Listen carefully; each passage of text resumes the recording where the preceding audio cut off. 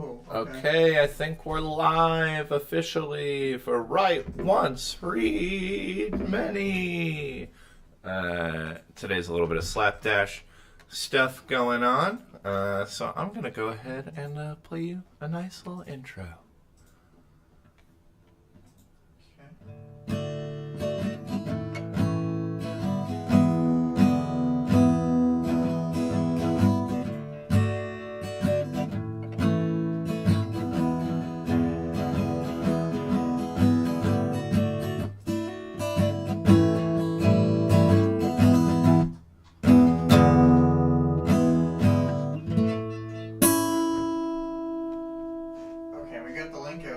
Alright, that bought William enough time to get the link out there. Hello, everyone. Thank you for joining us on this lovely Saturday. Here we are in a new year. Oh, we got 2 plus 4 times 5. Hey, already. we got 2 plus 4 times 5 Almost in the at work, house. He's so- almost at work. Oh, fuck yeah. Well, thank you for joining, at least for these Thank you for being here. few seconds. Hey, yo, it's Hey-o. Vic. What up? Welcome. William, just want to make sure this works for you, this layout. It's Yeah, fine? this works. All right, great. The audio is so 3D today. Yeah, we're both here live Yeah. at Oh, the I've gotta studio. put on my headphones. Oh yeah, William's got to put on his monitoring headphones. We're really kicking it up a notch today. We're both professional and unprofessional at the same time by being, much higher quality equipment, but late. It costs more money to do it this way, but I think the quality really suffers. I like that. Yeah. Do we want to start the speed draw? Yeah. Here, let me kick it off. Here, we've got some lovely art by Vic. Thank you, Vic, to commemorate our first chapter of today, which is going to be about Weld. So please enjoy this speed draw. Also, I've never run the stream from my house, so while you're enjoying this lovely art, please tell me if anything seems awry or fucked up. We will address it ASAP. Yeah, for sure. Wow, look at that. Our boy. You know what's funny is, well, never mind. I'll just address it when we get into the chapter, which I suppose can be... Well, I want to do the audience participation course, reminder, yes. which I'm going to read here from the previous week's doc, because I forgot to move it to this one. Great stuff here. So it was, what do you think of the classification system for powers the PRT uses? And is Weld your boyfriend? Those were the 9.1 questions. Is Weld your boyfriend? Okay. Is Weld your boyfriend? I think that's something we could all stand to really think on. Think on. And then 9.2 is, given all the gadgets we see Flechette use, what minor piece of equipment would you want from a Team Tinker? Oh, man, that's a really good one. So many possibilities. So Yeah. think on that while we talk at you a lot. And so as far as the themes go, I think there's we didn't have like a lot written there, but I think there's kind of like otherness, like the fact that Weld Definitely. is an outsider, regardless pretty much of where he goes, and doesn't super have a home. Like he's sees Armstrong as like a dad figure, but like he has only like been a person for a couple of years rather than growing up like a normal person would from like a child. So he has no memories of being a child, and Which is so super forth. sad. And then the other themes for 9.2, being a lesbian. Well, that's a good theme, I think. Also, I mean, you could still definitely... It's a relatable theme. It's relatable, and, I think it still rides on the otherness theme, given that, an outsider to this very team. Also, the speed draw is now over. Please enjoy the standalone art, which is, again, Vic, immaculate. Well done, A+. No, but yeah, I think the otherness theme really sticks for both these chapters, which works out pretty well. What was the other one you were gonna? Well, the other theme was being a lesbian. Weld's not as good at that. No, I think he tries, but he really goes for it. But you can only expect so much out of I was gonna say straight man, but it's complicated, I think, with him and parahumans in general. Yeah. Do you want to dive in? Weld says Spoon. Spoon. I'm not sure what that's supposed to say. SP me? He is kind of saying that a lot, which is uncomfortable. The way we did our structure today is a little, well, I mean, it's to you, it should hopefully be somewhat similar, but William and I have split up the chapters, so a lot of the notes you're reading about Weld's stuff are from me, and a lot of it's pretty dry as compared to my usual flavor, I'll say, but I'll try and spice it up. We'll just add the spices as we go. We're going to throw those condiments on to the already cooked food. So these are okay. Yeah. So today we're working with condiments, not so much spices. Well, the condiments are spices. Oh. It's like I've got a handful of those pepper flakes that you can put on a pizza, and I'm just throwing them out there. Wow. Okay. Yeah. I'll take it. And then yes, the Flechette chapter will be mostly William's doing, and then we'll get into some rip roaring hoots and hollers. So I guess to start off with the Weld chapter 9.1, we kind of start off being like condiments, spices, but Weld barely eats. Can he even taste food? They do address it. I've noted it. He finds this conversation very unspicy, to be honest. He does. He's not a big fan. But so we start off this chapter not even really knowing we're Weld. We all know we're Weld, but it's very much where are we? No, who are we?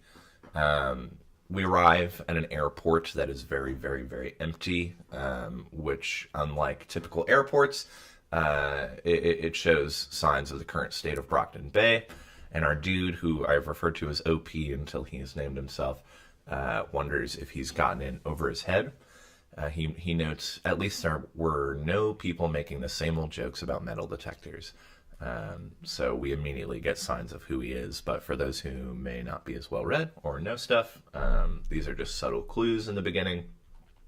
The baggage claim of this airport usually is a hustling and bustling experience. But basically he only finds a single person there with his bags ready to go. He offers to take his own bags because he's a big boy, but the bagman notes how it's nice to have something to do other than cleaning up the city, which is just kind of another indication of the state of Brockton Bay right now. OP takes issue with the choice of words from this dude, referring to him as son. A little quote from that son. That bothered him much more than he cared to admit. Not that he had any idea about his own ethnicity, but it was vaguely condescending. A reminder that people didn't know how to act around him. And you'll see a lot of little bits like that towards our guy. No time to let this particular point bother him, as our boy's got places to be. There's a group gathered waiting on him consisting of a squad of PRT officers and a large woman with a bleach blonde bob. And say that 10 times fast. Bleach blonde. That's what I'm saying. No, just one, and you're totally out of there. Weld being weird here. I didn't think calling someone son was racially charged. It definitely can be. It is definitely, yeah. It's like the status, the class system. Calling someone son. I didn't read it that way here, but I could see as a guy in Weld's perspective, maybe seeing it that way. It's a thing, but not quite as overt, I suppose. Yeah, so... Vic says, but I've never been called son, so I wouldn't know. Fair enough. Not once? Humorless, the blonde Bob extends a handshake and greets OP. Weld, I'm glad you made it. Typical blonde Bob. Weld checks for rings on her hand before committing to the shake. He clocks her as director. Are we saying Pigot or Pigot? Pigot, that is correct. Okay. He clocks her as director Pigot. Making sure she's single. Ooh, of course. Getting spicy first thing down from the plane. As I head to their destination, Pigot explains to Weld the cause for the desolate nature of things around here. The airport was attacked by villains a few days prior, causing the airport to be shut down with exception only for special cases like him. Pigot goes on to explain that the situation here had already been delicate, a powder keg needing only a spark to set it off. Weld asks if Pigot believes Leviathan attacked Brockton Bay on purpose. Leveraging an attack with the most impact due to its powder keg-like nature, she notes it's a possibility, but dismisses it due to higher priorities at this moment. There's a lot of quoting in this one, so forgive me. Are you ready to take command of the local wards? I'm ready to try. Good. The team here is smaller than your old team in Boston. It currently consists of Clockblocker, Vista, Kid Win, and Shadowstalker. We had 3 members die in the attack. Weld and Pagot head to leave by PRT helicopter. The director took the hand of a uniform inside the helicopter, stepping inside, and Weld followed her up, refusing a helping hand. The helicopter shifted slightly with the addition of his 600 pounds of weight. There's a lot of small situations during Weld stuff where I think people are, and maybe it's the son thing too, but like trying to be kind of nice to him in that way of like, I don't know you, I don't know your whole deal, so they're just, clinging on to low-hanging fruit. And he's like, hey, fuck your low-hanging fruit. I'm just like a guy, so treat me like just a guy, please. Mm-hmm. That would be great. I think Weld is overthinking it, sort of. I am inclined to agree, which I can't really blame him entirely, but he definitely seems like he's kind of like in his own head about all of these interactions. Okay, bye. 2 + 4 × 5. 2 + 4 × 5. Thank you for joining. Bye. Yeah, I kind of agree, Vic. Let's see. As they prepare to head towards their destination, Weld clarifies his situation. So there's only 5 of us. There will be more, but we've got a lead on a young man who could be joining as a new member, assuming we can get close enough to him to make the offer. I trust you know your classifications? I do, Weld nodded. Weld had remembered the classifications as a rhyme, this is loosely quoting anyway. Mover, shaker, brute and breaker, master, tinker, blaster and thinker, striker, changer, trump and stranger. He was classified as a brute and a changer, classifications meant for the unnaturally tough and strong, and for those who could change their shape to some extent, respectively. He never liked the word brute being applied to him, even though he was aware that the labels had originally been intended for the PRT teams to identify and label villains specifically. It was only later that they had been extended to identifying the heroes as well. I think he might be overthinking it because he just constantly gets different shit from all sides from being Metal Man. Yeah, almost definitely. It feels like it's certainly a justified sort of thing, but for everyone else who's like, hey buddy, just ease up a second. We're just trying to be cool. Yeah, I suppose it's justifiable though. Pagot explains that the recruit they are after is a tinker mover, noting that the emergence of powers in the wake of an event like an Endbringer attack isn't unusual. Due to this, the PRT keeps careful track of these events and their aftermath to seek out new parahumans. The recruit has been spotted moving at over 100 miles an hour with assistance from a mechanical suit. They are after him because his power would help fill the gaps left by the death of Velocity and Arms Master's retirement. As for filling the other empty spots, they've got Flechette arriving from New York to assist while they fill out their ranks. Hearing this, Weld chuckles, the subtlest of chuckles, or so he thought. Pagot gives him the old razzle-dazzle. Something amusing? Weld goes on to explain that their 2 teams used to be friendly rivals, taking part in training games between the 2 teams to test their skills against less familiar opponents, all fun and games. But what he meant to say in an Anakin voice was, "She is my enemy." Yeah, it's weird that he totally sent different messaging on that one. Pagot is a total fucking nerd about it, basically, and says, I certainly hope this rivalry isn't going to hamper your ability to lead this team and work with her. There was no humor in her tone, just the opposite. No, ma'am, he replied. Pagot is honestly such a square. It seems like she used to be like one of the boys. Yeah.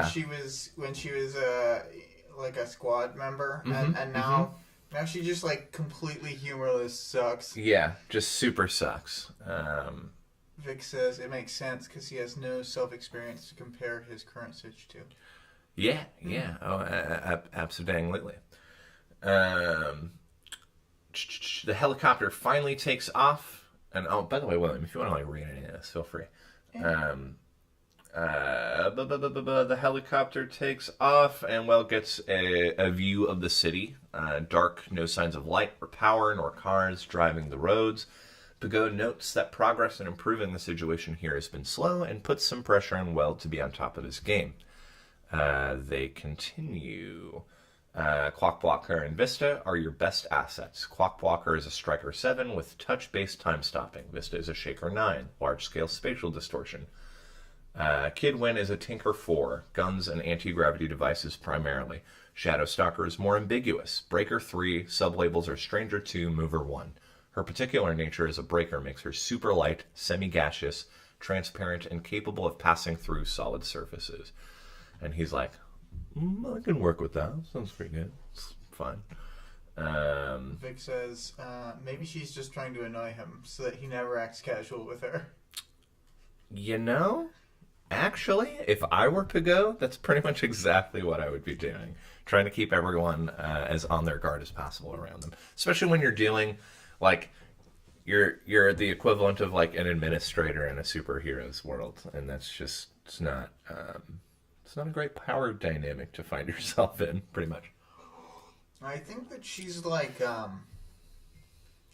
older school idea of like the non-combat Nick Fury, like the in charge of the Avengers. Yeah, I could definitely see that. Ass, you know? Yeah, you have to be, otherwise those big baddies are gonna walk all over you. I know that the oldest version of him was a huge badass who went around murdering Nazis in South America, but I mean the middle stage where he just ran the Avengers. Right, the other bit where he was kind of a pencil pusher for the most part.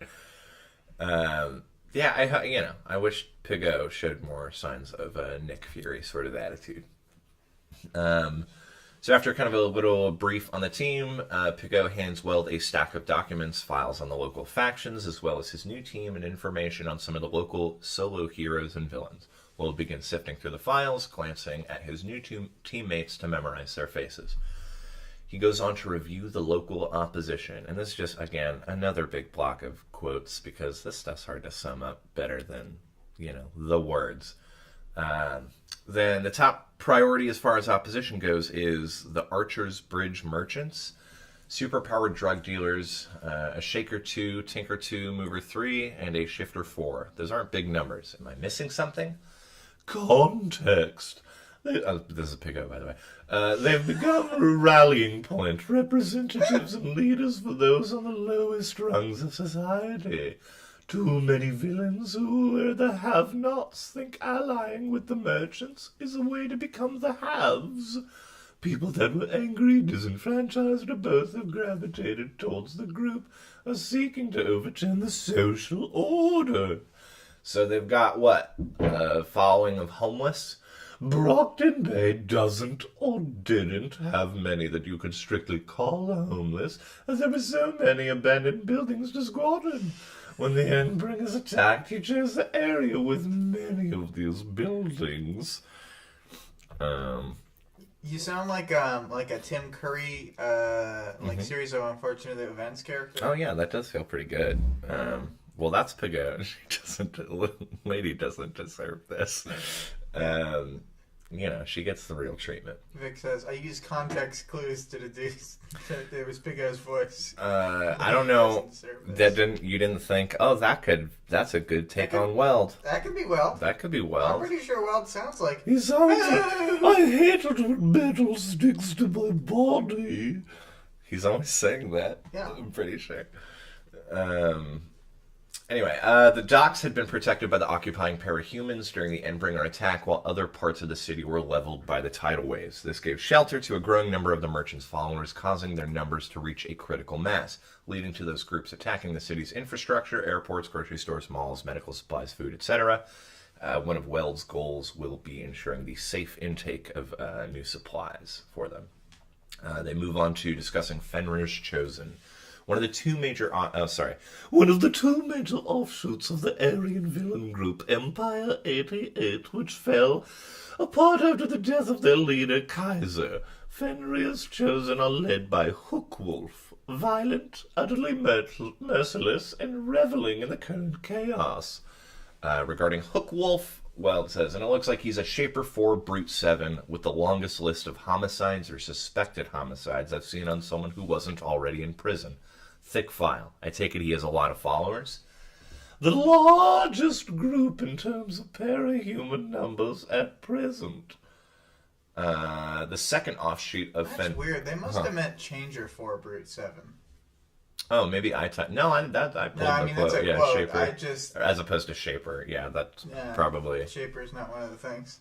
You think there's like colloquialisms with this kind of thing?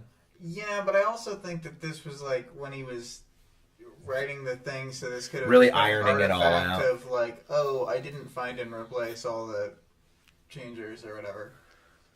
Yeah, maybe. I mean, yeah, they speak to the same thing, I think.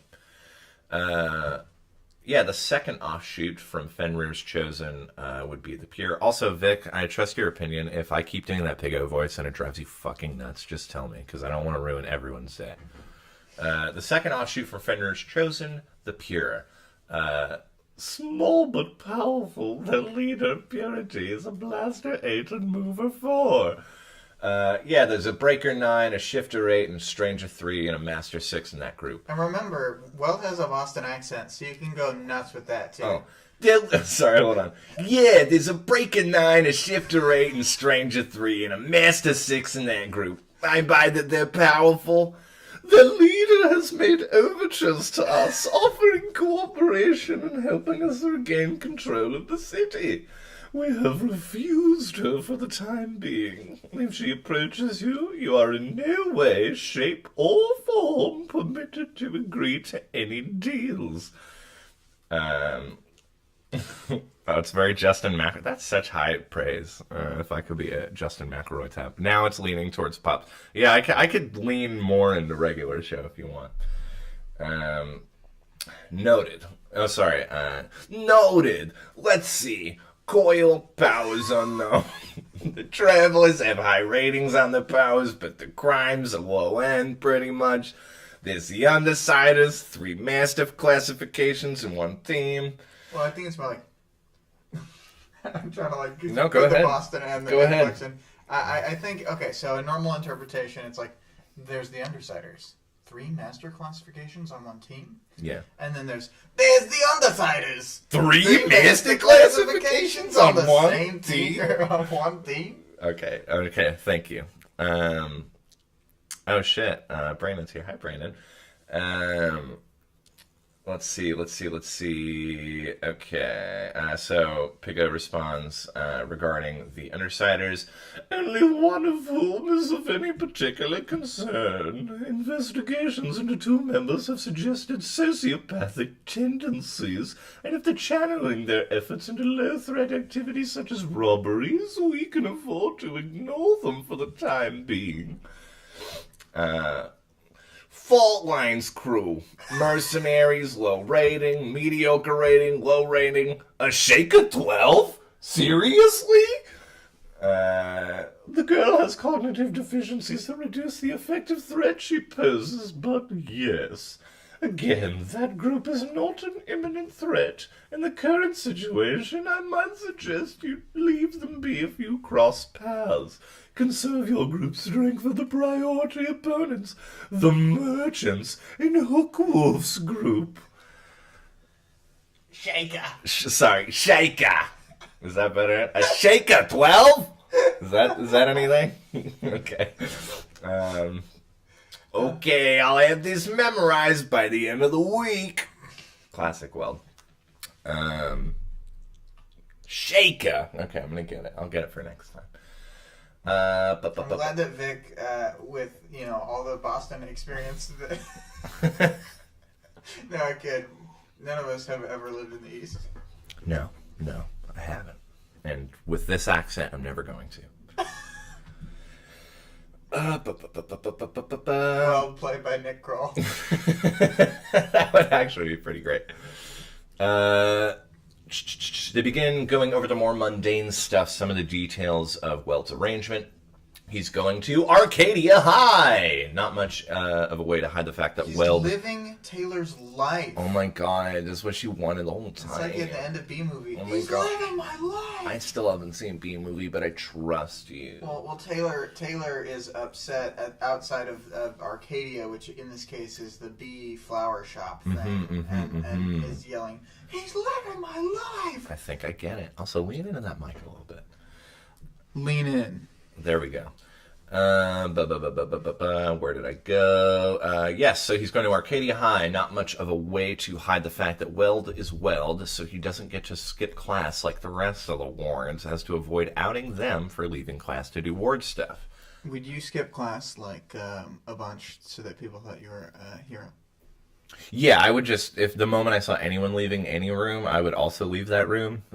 So people are like, where's he always going? Every time someone's... And then it would really confuse people because they would be like, I know there's superheroes here, but like, everyone keeps leaving. Anytime literally anything happens, like half the fucking school is gone. I don't... And Vic makes a good point that the Weld can't openly be friends with any of the heroes. Oh, man, yeah. I didn't even think about that. Except for Victoria. Yeah, I didn't even really think about that. He could be friends with Amy, one of the only people who she can't use her power on, I think. So, they could hold hands or whatever. Wow, how nice. Unless she's wearing rings.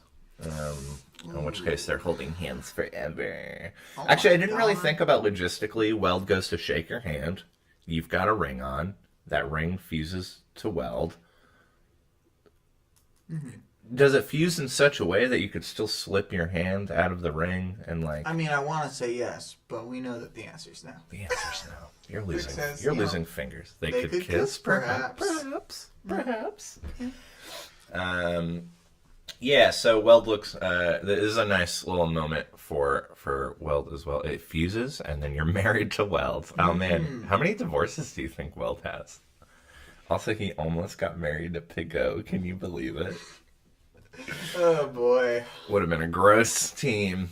Would have been like a classic sitcom, I think, though. Mm-hmm. I think classic. I can't believe... It's like a Wattpad fiction, actually. I can't believe I married my boss.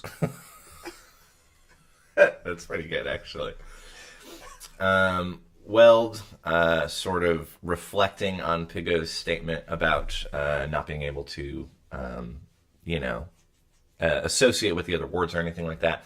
He looks down at his hands. His body, from skin to hair to bone, was all metal and alloys of varying types. He says, I've dealt with it before. I'll manage. Yeah, whatever. Yeah, fucking Boston or whatever. Oh, you know what? I was thinking about this, but I didn't know. Like many of my thoughts, it didn't resolve into like a concrete thing, but like Weld's power puts the impurities of the metal on the outside intentionally so that he can like not bond to metal automatically. So there's like something there thematically, I think, where like the white supremacist characters, for example, already hate like Case 53s and stuff, and he is like the example of like using the impurity as like a as strength. a literal armor. Yeah. And I don't have it all together, all the dots, but there's clearly something there. Oh, there's something there. There's something there. Yeah. Well, it does actually tie in to another point we'll make in just a moment. Because it doesn't even mention that Weld is a child actor this chapter. Also, it's true. I mean, well, he's like a teen actor, so it's like it's not exactly like he's like older than like say a Sprouse when he starts. Sure, yeah. Because there's like levels. He's there's past like, the sweet there's life. Culkin. There's like Sprouse. Right. Then there's like when you start as like a 16 to 18-year-old, which is like less... When you become a gross human less being. destructive-y to you. It's still like, not good, because it's still got some child star qualities. Yeah. But it's just like the later it happens, the less impact it has. Yeah. But he was a baby. True. Yeah, his whole experience is like condensed down into that. He was a child star with baby level memories. So. So basically. Oh, also Weld at this time notes that because he doesn't sleep a whole lot, that going to school and moonlighting as the leader of the wards ain't going to be a thing for him. He's got lots of time to kill. He doesn't really make, just as a separate note, he doesn't really advertise his like physical beyond the obvious, his physical differences a whole lot in terms of like he doesn't eat much. He physically can eat. It's a thing. He doesn't like to tell people that, one, so he can keep reaping the benefits of the money he gets for that, his per diem, but also because why the fuck would he want to be like, I'm different than you, even more than you thought? Usual stuff. Weld will be living with the wards in a private room at the ward's headquarters. He'll get his monthly allotment, allowances, etc., etc. Oh yeah, I did make a note. He do eat though, kinda. He can technically shove food down his gullet, despite mental time. He do eat though. He do kinda. Pigot makes a point of noting the lack of exposed metal in his room for the same reason Weld checked Pigot's hands for a ring before shaking it.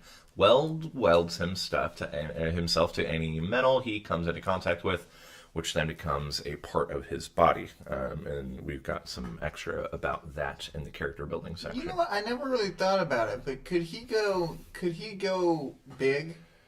Could he just like build onto himself? Could he just absorb more and just make, because he intentionally like makes himself the shape that he is. So could he just get big?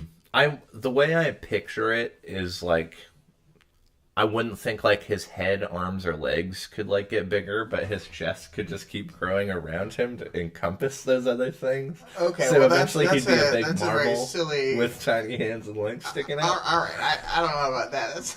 I think it's a pretty good assessment. In the book, he changes his arms to be like hook arms and stuff, and like a sword arm.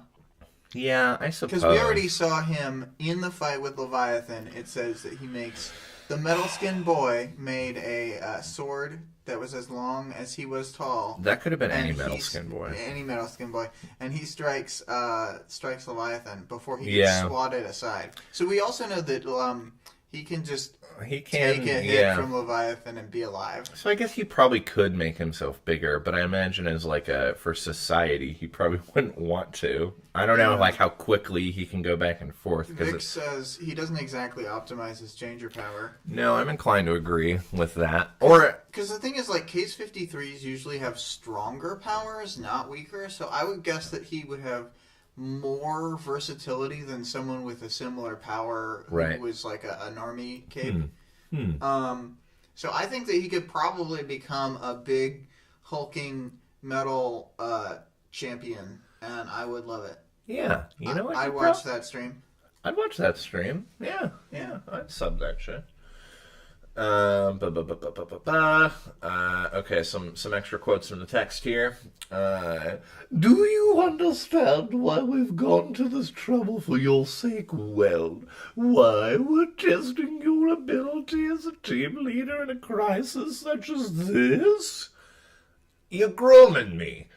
Yes, but do you understand what we're grooming you for? He knew, but he assumed she would prefer to explain. Besides, how she explained would inform him a great deal about his new boss's personality. Not really. I can't believe Pigot is admitting to being a groomer. I know, right? Yeah. You know, all the best groomers don't ever talk about it. At least he's straightforward, I guess. Yeah. I mean, I can appreciate that. If everyone grooming people were very open about it, I think it would resolve a lot of that issue. Old Pigot describes how Director Armstrong is more concerned with parahumans research, but Pigot is more into concrete affairs like PR and integrating parahumans into the larger society. Unlike herself, Armstrong fails to understand that if parahuman integration is not prioritized, then prejudice and or panic are bound to take hold, rendering the classifications and research useless. Which, I think there is something to be said about that, but also, I don't know. It's like an instance where they're trying to be like, don't put the cart before the horse. But it's like, no, that's not a cart. That's another horse. Like, both the horses need to go. IMO. I don't think it's one of those things where you can be like, we can't fix society until we know. And they're like, well, we can't know until we fix society. And it's like, no, dog, just fucking fix society and figure it out on the way. Yeah, just you have to do both. It's really obvious. Yes, very much so. Weld stops her in her tracks. He's picked up on Pigot's smarmy tone regarding Armstrong. Hot take on grooming by David. Yeah. I've got lots of hot takes about grooming and other topics of interest at my blog. So feel free to head on to Blogspot and check that out. Link in the description. That doesn't exist, so you won't find a link, but keep searching for it. Weld stops her in her tracks. He's picked up on Pigot's smarmy tone regarding Armstrong. He leaps to his defense in an actually very diplomatic move. He's basically my dad. So if you don't like him, you're saying you don't like my dad. I don't let people talk like that about my dad. My dad. My dad. Are you glad that I reminded you that he's Boston? Yeah, I'm super glad. This stream would have been so much more boring without that. She's like, whatever, fine, but also public relations. A large part of the reason they acquired Weld to lead the team is due to a push to make less normal capes, or those with obvious differences due to their power, part of the mainstream. Weld is the perfect combo of likable, beefy, and fucking weird. If he does well here, they are eyeing him for a spot in the Protectorate. As Vic says, well, my dad is the head of the PRT. Yeah, if that's not a power move, then I don't know what is. Quick side note, we can kind of, I noted it earlier, but throughout his interactions with Pigot, Weld is pretty much constantly side-eyeing her due to the condescending tone and just making notes about small things people are saying. But he definitely takes a moment to talk about, just because he's like a big alloy beefcake doesn't make him a dummy. He pretty much already knew what was going on, what Pigot was going on about, but also wanted to hear it from her very dumb face. Weld's got some big ideas. I have a more positive overall impression of Pigot than you. I think you do. I do like making fun of her a bit, but I mean, I'm being mad at her in the context of this chapter. Of this chapter, okay. Yeah. I mean, she does play a larger role in things and has made some good moves. You know, yeah. Vic says, "I stand Pigot." I don't in this particular moment, but I get it. Weld's got some big ideas about his new team, like interstate team training, some good old games he used to play with the Rascals back home. The Brockton Bay Wards seem to do little in the way of cross-team training or situational training in general. Pigot recalls that Triumph had made a similar request in the past, but was denied to it being stupid baby garbage. Weld stands firm and offers to eat the paperwork. She has a whole moment. You're going to eat the paperwork? You're eating the paperwork? And he's like, I'll fucking do it, okay? Ain't you ever been to Boston? And maybe she has. Pigot is a literal doofus, but says it's fine as long as she can hover her finger over the abort button at any time. Weld takes that as a win. I think that Pigot basically just constantly wants to have buttons that she can press that will like make a bomb go off, or just anything. She needs to be hovering over a button at all times. Yeah, if there's not a button with her finger just over the top of it, then... just like shaking, just ready to press. Yeah. I mean, maybe the button turns something off. Maybe it powers something up. It doesn't matter. She needs to be like... The nature of the button those. isn't too important. No, I'm going to make your life easier, William. Okay. There you go. Sit back. Relax. Okay. All right. So Pigot offers an intro to the team for Weld, but he declines because he basically agrees with the assumption that she is lame and terrible and doesn't think she's going to do much to help his introduction or put him in good standing with the team.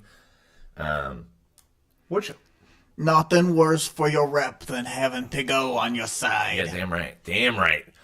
Weld enters the PRT headquarters and begins making his way to his team, all the while taking in the soft sounds of the city. When William, if you could cue up woman crying and maniac laughter.mp3. Okay, great. And then Weld deploys keepmoving.exe. He gets inside to see his new team unmasked. We have Clockblocker, who sees Weld and stands with his arms crossed. Shadowstalker leaning against a wall with her phone. Weld kind of is gross and notes her as the local eye candy of the team. Kidwin and Vista pop their heads up from their little cubicle areas. Kidwin is rocking his civilian clothes. Vista's in her PJs. Weld notes that she is incredibly young for being an in-the-fields member of the team. She seems to have been crying recently, but Weld opts to ignore it. He introduces himself like an awkward, clumsy fuck. Social flubs left and right. He dives right into his opening statements. He basically just walks up and does like a hello. And everyone's like, okay. He gets little in the way of reaction, blank stares, and weary youngsters. I don't know why I put it that way, but is this a bad time, he wonders. He continues, remarking what a great team they are. It's always a bad time. It's always a bad time. He continues remarking what a great team they are and how excited he is to start some specialized training. Clockblocker hates training, or just he's having a bad day. Clockblocker goes on to illustrate the grim state of things in the city and describes a few of the fucked up situations he and Kidwin had just been dealing with. The scene makes me want to die. Yeah, I don't disagree with you. Training is laughable at this point. Weld knows he fucked up, but tries to save the situation, sprinkle in some optimism. And he makes a comment about how, once this all passes, they'll go ahead and do that fun training, when this is all dealt with. Shadowstalker chimes in. She's not from Boston, so I don't really have a voice for her. She's like this. You're assuming it's gonna pass, Shadowstalker replied, her voice tired. Some are saying that this is the way things are gonna stay. I almost agree with them. This isn't the kind of city that bounces back from things. Then Clockblocker's all like, pull a 15-hour patrol out there, then come back and talk to me about hope. I can almost play along, go with the blind optimism and say yippee to training, but you didn't even mention the guy you're replacing? A few words for the dead? It's a matter of respect, bro. I love that he sprinkles in bro. I love that. It does help tonally, because without the bro, I wouldn't say like he's being melodramatic, like what he's saying is totally right, but it would definitely like sink things a little deeper. Adding the bro gives some levity to the situation. Oh no, the metal man is in too deep. Clockblocker ain't having it and heads off to check on his family. Kidwin takes the console. Shadowstalker heads out on patrol, and Vista stays back to rest. Pretty much near the end of the chapter here. Everyone leaves and Weld stays back, severely bummed about how all of that just went. Vista tries to cheer him up and offer some levity to the situation. Everyone's tired, shit's fucked, and 2 of their team had just died, browbeating gallant. Weld. No, it's triple kill. Excuse me. Because also Aegis. Oh, yes. So 3. The worst thing Weld does this chapter is call SSI Candy. Yeah, I don't fucking disagree. It's not great. Weld, digging his grave even deeper, hadn't even learned the names of the people he's replacing and who had just died on their team. He's a teenager from Boston in the year 2011. Yeah, you know what up? I'm from fucking Boston. I don't really know the situation here, but I'm in charge now. Vista responds with pity, because, yeah, he totally boned it up on this one. To be fair, Weld just got here. He begins studying to make amends. That's where chapter 9.1 ends. I did think it was funny when Vic said, "Not very woke of you, Weld." Not very woke of you, Weld. Couldn't agree more. Yeah. Any big thoughts on that chapter? Any who's it's? What's it? It's a good chapter. I think it made me really like Weld a lot. Mm-hmm. I mean, you already kind of. I mean, I don't know about everybody.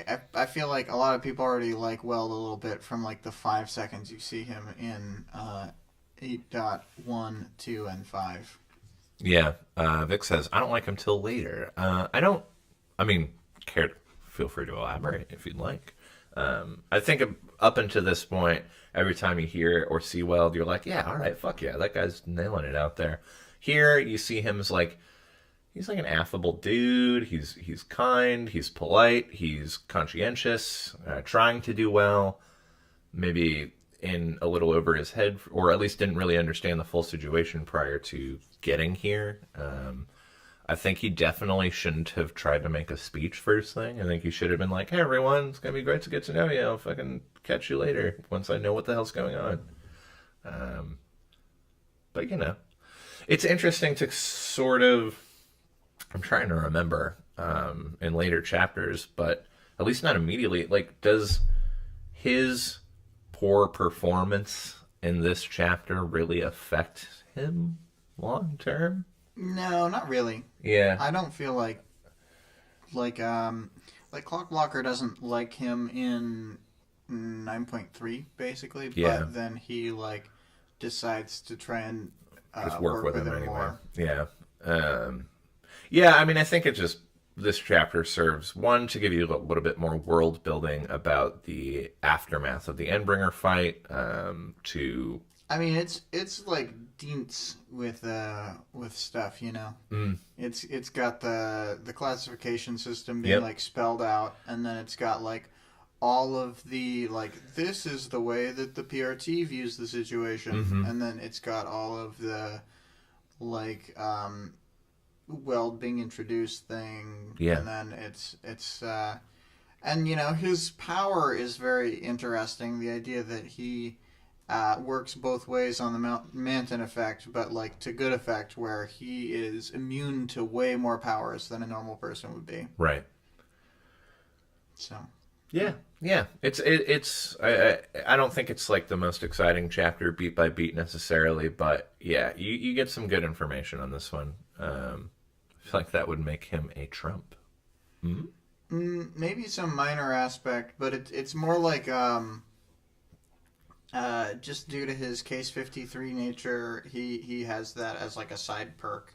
Remind me the Trump is where it interacts with other powers, where like Gru's power is one, right? Where like they kind of downplay that aspect of his power initially, and they're like, oh, maybe velocity's moving slower because it's like there's more physical stuff in the way, right? And maybe Shadow Stalker can't go into the state because of the same, but it's like literally their powers are being like deactivated to a point.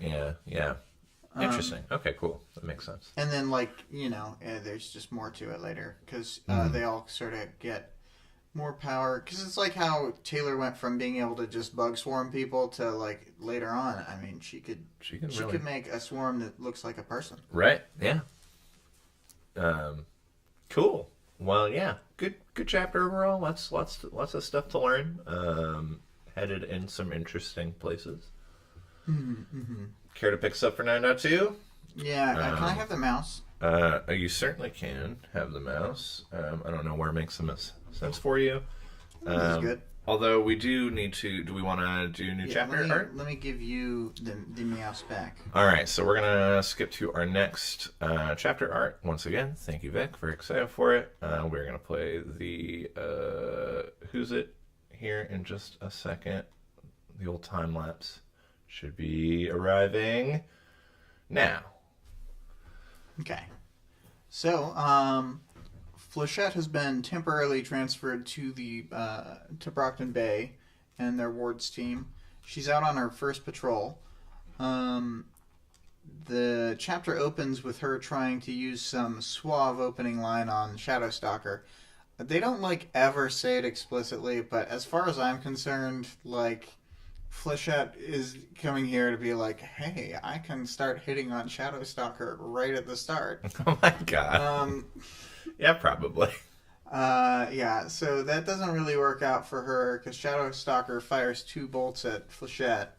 Luckily, our chapter protagonist can't get hit that easily and picks one of them right out of the air with enhanced reflexes and timing as a minor power. Flechette's pretty shocked at being attacked suddenly by a new teammate, and Shadow Stalker tells her that she shouldn't sneak up on people while they're on patrol. Shadow Stalker was using tranquilizer ammo, but Flechette is still upset. She examines the tranquilizer mechanism and thinks it might be Tinker-made. Sorry, a little twitchy. Good to see you. Shadowstalker crossed the roof, offered a hand. Flechette shook it. I suppose being twitchy is excusable. Flechette excused Shadowstalker, looking out beyond the rooftop into the dark streets. Some of the buildings looked ready to fall over, and the main street below the pair had a 2-foot crack running down the middle. Water covered everything at the ground level, 1.5 feet deep. And the apology is accepted. So Shadowstalker asks if Flechette's joining the team, and she says that she's only on temporary assignment there. Weld sent Flechette to back Shadowstalker up, but she tells us how she doesn't do backup.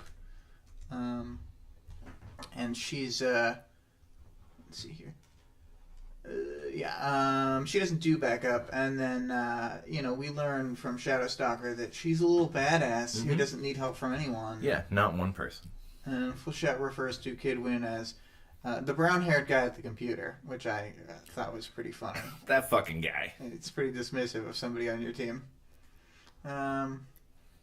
Shadowstalker agrees to patrol with Flechette for now and asks her how she's going to get around the rooftops. Flechette has a Tinker-based grappling hook system that is both very cool and a nightmare for the local area to clean up after. It's like a trash and property damage crossover that we'll talk about later. Just like leaving crap around all the time for everybody. Yeah, pretty not cool. Shadowstalker is going to scout ahead and double back and check in when she first leaps over to another building athletically. Flechette takes the time to check her out and even forgets for a second that she's supposed to be following. She's like, "What? Oh? Girls!" Once she gets going, Flechette starts littering and tearing up the building sides. She just immediately goes into littering. Right away. Yeah. She's making okay, but not great progress down the street trying to follow Shadowstalker. She would have been quicker if she wasn't carrying her own trash from home on her back the entire time so she could litter more. It's true. She's a Shadowstalker stalker, some would say. We get to see Flechette have to navigate downward toward a building, making herself something of a chain tightrope that goes downward to the other side. And, she's running and sliding and doing all sorts of things. If any girls are watching, they're sure to be impressed. You want to read this quote here? It was tiring, constantly running, but she didn't want to look bad in front of Shadowstalker. She was going to spend weeks with this team, and Shadowstalker was the only other girl present that was close to her own age. I wonder what that's about. Curious. Flechette's a little tired and of the constant up and down and connects to a further building, running across another tightrope, and Shadowstalker is there, checking in and asking if she runs out of chain. Flechette explains that she has a Tinker-made pack that produces as much chain as she needs for her to run about the city. She also has a setup at the base that makes ammo that she uses for her crossbow, the arbalest. Mm-hmm. So, it's got to be like some specialized thing. Shadowstalker shows Flechette that she stopped there because there's a group of middle-aged men about to attack a middle-aged woman down on the street below them. And Flechette's asking why she's not acting yet, and Shadowstalker tells her, "These things go smoother if the culprits are already committing a crime when you step in." And then the man a man of the group starts grabbing at the woman and then punches her to the ground. And there we go. She's gross.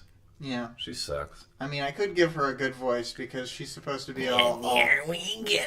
all haughty and like a good looking teen or whatever. But What about something like these things go smooth? You think that one would work for her? Yeah, I only have the two, so it's the same voice as Pigo. yeah. Yeah. Vic says Vocal fry. these things go smoother if the culprits are clearly committing a crime when you step in. And there we go. Is that fried enough? Great. Okay, good. Cool. With the excuse to go all out from the start, Shadowstalker jumps down to the roof, or from the roof to the street, and starts attacking the group of men. You only need to wait like that if you're going to be violent, Flechette thought to herself. Why, when she has the tranquilizer bolts? Flechette realizes that Shadowstalker also didn't check in with the console, so she does, calling in that a dozen or so guys are attacking a woman, and Shadowstalker and Flechette are stepping in. She gets a good luck through the earpiece from Kid Wind, who we'll see in a minute is the one at the console. Flechette causes a bit more property damage and rappels down the side of the building. By the time she's down there, Shadowstalker is already taking down waves and waves of dudes. It's like River City Ransom, and she's the main character. After using a trank on someone's neck so they theoretically were already out of the fight, Shadowstalker runs back in to break the glass portion of the bolt and cut up the guy's neck and jaw. You know, just cause. Just like a sociopath would. Like a sociopath. Yes. That's my Emma and my Shadowstalker voice are basically the same voice also. Good. I know they're different characters, but I don't care. Shadowstalker reloads bolts on both of her crossbows at the same time, crossbody, like she's in a Matrix movie, and follows up by shooting two different dudes at once with trank bolts. After seeing her action movie fighting these guys, they all start to scatter, and Flechette clotheslines one of the guys.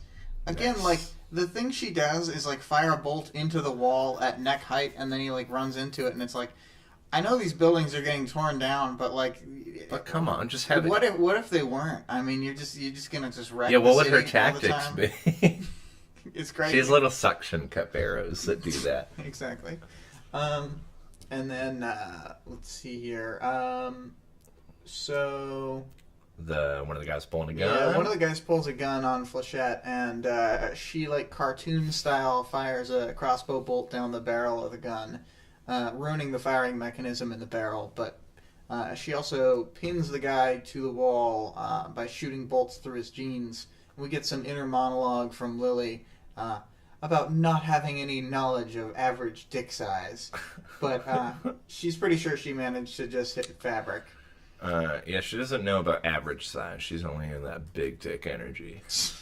No, I'm kidding. That big Vic energy. That big Vic energy. Again, I get why the normies hate parahumans, LMAO. Yeah, for fucking real, though. Yeah. If you're just a person trying to live in this world and there's constantly people with powers, like, zapping shit all the time, they would be... Leaving their trash around. Leaving their leavings all around the city for you to find? No thanks. I don't need to find that. No. Shadowstalker sees a group of 3 guys trying to get away and leaps onto one of their backs with a 2-leg kick, driving him into the watery street. And then after she stunts on the other 2 guys who are completely ineffective, she thoroughly beats them up. I mean, she's like doing stuff with her powers where it's like, try and hit me, and then like goes into the phased out state, and then she's like, oh, you're off balance now, and like gets in. It's just like that. She's just like being a real dick, but Yeah. it is hilarious in a way. Yeah. To watch it happen.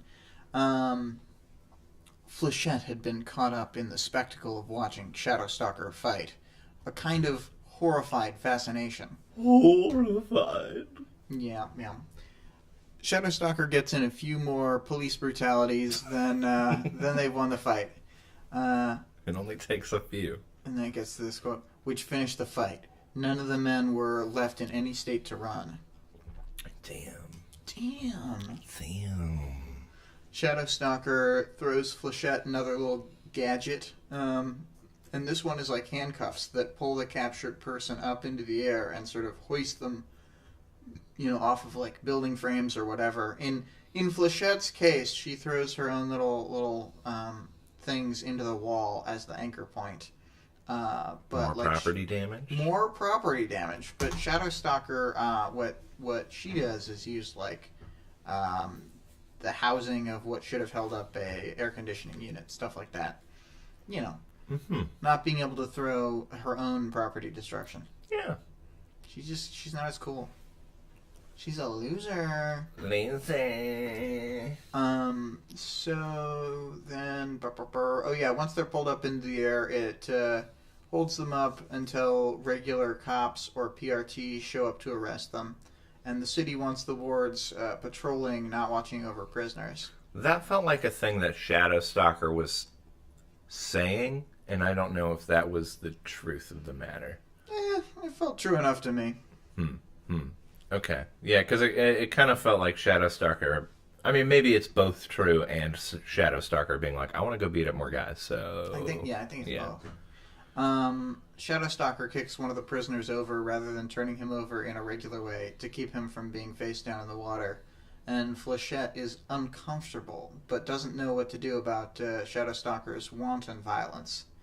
Shadow Stalker tends to some of the wounded and captives, and Flechette starts setting them up with the suspension cuffs and signals to the nearby... the cuffs automatically send signals to the nearby police and PRT. And then as Flechette is picking up one of the guys, the guy she had pinned to the wall, then the woman runs out and starts attacking the guy, gets a solid hit in, bashing him with a metal trash can lid. Then Flechette tries to stop the woman, but then she's actually She's counter-stopped by Shadow Stalker being like, let her beat him up or whatever. And she starts, like, the woman starts... Let her beat him up or whatever. I'm Shadow Stalker. Yeah. Just let her beat him up a little. Yeah, exactly. Yeah. Just like if you don't let her beat him up, not gonna feel good about it. Have you seen Infinity Train? Because I was sort of channeling that little doll from the car where they... Oh, yeah. They're the playpen, and it's like, You have defeated the challenge. Anyway, I might have let her beat him up a little, says Vic. Just a little, as a treat. Yeah, once she got like, treat. Yeah, I don't know. I think it's the whole like thing where she starts kicking him in the ribs, and then Shadow Stalker's just like, just let it keep happening. So it was beyond the treat point. See, Vic, the little treat would have been the trash can lid. See, yeah, that's my thinking. Is like if she got just like one good blow in to just, I don't know, let out the frustration for a moment or something, like I could respect that. But I don't know. I get why this woman would want to do some fighting stuff and get some proper revenge. But yeah, I could see why you got put a stop to that. Mm-hmm. Well, I sort of so first I summarized the back and forth here a little better with a paragraph, and then I just had to kind of take the quotes from a certain point. But it was I had said Shadow Stalker just keeps going on about how it's all good, but Flechette isn't having it anymore. There's a sort of three-sided back and forth with the woman and everything, where Flechette argues to try and de-escalate the violence, and the woman says that the guys like this attacked her daughter last week, so essentially this is revenge for that.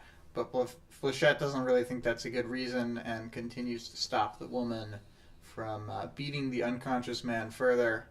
And as she scrambles out of Flechette's grip, she seems to decide to leave and run limps away. You know. You know you're doing good when you're absconding and you're just like limping. You're limping. Yeah, it's not a good way to be. Do you want to be Flechette and I will be Shadow Stalker? Sure. Thanks for the backup. Flechette spat the words to Shadow Stalker. I told you I don't do that backup thing. He'll live. Him and his buddies deserve what they got. That's not your call to make. Sure it is. Times like this, we're a cop, judge, jury, and if it really comes down to it, executioner. We're the ones with the power. No, that's wrong. Suppose we'll have to agree to disagree. Flechette huffed, angry. You can finish your patrol alone. Whatever. If you want to be like that. I'm only on the team because I have to be, so you're doing me a favor. Prefer to fly solo. Classic. Also, good morning, Gregory. Glad you've joined us. Hope that sleep was good. It's going good here, I think. I think you should listen back to the earlier stuff later because we got to hear the Boston Weld from David. Mm-hmm. We got Boston Well. And we got Piggo. We've got Piggo as well for like too long. So hopefully that's of interest to you. Yeah, I think you'll like it. Mm-hmm. Flechette thinks this is 3 strikes. First, the attack when she revealed she was there. Then, delaying helping someone in need. And then, helping to facilitate the violence after the fight. She decides that she's going to think it through before she tells her team leader. Ooh, think it through. Aha! That was Greg. Oh, okay. I was like, what? Will do. Yeah, I got distracted. But Will do. I'm Gregory. Greg, your voice is sounding pretty sexy today. You sound kind of like Flechette sounds for some reason. I don't know what to attribute that to. Yeah, it's crazy, Greg. I'm shocked that you're on this call, actually. Hi, I'm Greg, and I just woke up for the call. Yeah, it's weird. Gosh. Sorry, I decided to type it and say it. Anyway, fuck. She felt profoundly disappointed. She wanted to like the other heroine, but this was too much. Too much heroin that she's doing. Yeah, we've all been there. Flechette has other things she wants to do if she can. One other thing to do. She uses her earbud to call Kidwin on the console. After she asks about the fight, she lets him, after he asks about the fight, she lets him know that they won the fight, but she's not going to be with Shadowstalker for the rest of the patrol. Kidwin apologizes, and Flechette realizes that Shadowstalker is always like this. She asks for a briefing on the local capes, and uses this as a pretext to get some info on Parian, which Kidwin supplies. The other thing she wanted to do was scout out what's happening with the girl that she met last time when she was in town. Yeah, and I like that in that moment, Kidwin happens to know a lot about Parian and the different kinds of like. Oh yeah, no. Are you? Here. Okay, great. That was so random. What kind of guy knew this much about dolls? He knew like a lot about them. And I had said Flechette is smart at like positioning in cape fights, but as far as emotional intelligence, she definitely has a lot of dumb jock qualities. Mm-hmm. It's kind of obvious Kidwin would know about another cape from the city he lives in, and like he goes on to explain that she's a rogue and she's been going to fashion school at Brockton Bay's college, and now the college is destroyed, blah blah blah. And then Vista had run into Parian on patrol the other night, but the paperwork wasn't complete, so they don't know what happened. Sorry, Vic. She's a hey mama lesbian. Of course. Yeah, of course. Naturally. Yeah. Do you want to read? You're still. This is Flechette. So. Okay. Sorry. Let me get my Greg voice on. So you don't know exactly what happened, and I'd be going in blind? She's harmless, though, this Parian. Nobody's harmless in a time or at a time like this, Flechette. Kidwin replied. Right. Flechette thought of the middle-aged woman beating her attacker bloody. Oh, Vic says that's why I made her helmet look like a snapback. Fuck yeah! I didn't even notice, but hell yeah. Kidwin directs her to the lake that Leviathan had created. Clockblocker is calling in to say that he's going to... or Kidwin's going to take that call because Clockblocker is probably going to be done for the night. And then he's still going to be available if Flechette needs to call in. And she's traveling on ground level instead of the rooftop now, and she seems to be having an easier time of it down here. The lake and the hulks of fallen buildings and like the ones that are standing up in the middle, despite being like, the ground having been lowered, are pretty cool. Makes a good scene. Mm-hmm. The crater is caution taped off, and there's fresh graffiti all over a bunch of the buildings and the streets. There's makeshift barricades. It's a nice neighborhood.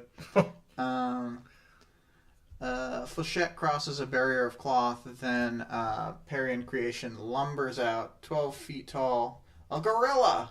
It starts sort of blind fighting for a moment, and then it's not really doing anything. So she backs out of Parian's territory, lowering her weapon, and Parian shows up.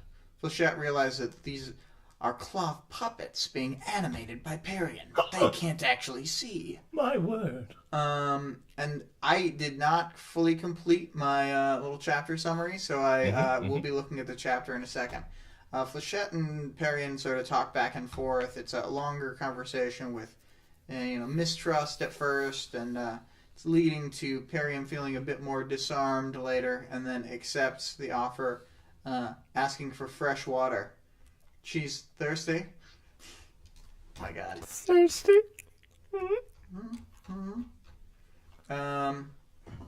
So now we'll sort of. Yeah, we're gonna rip through the chapter a little bit here. Whoops.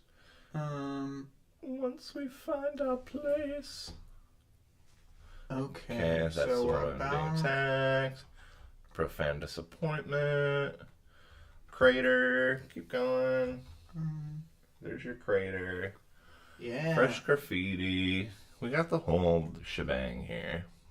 All right. So, here's where we are.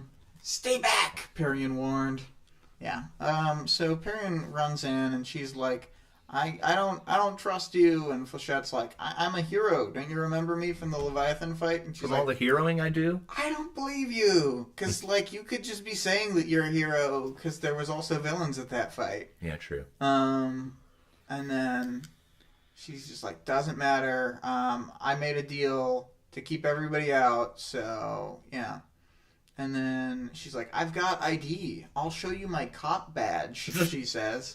And then Parian's like, it doesn't matter. Parian's like, a cab.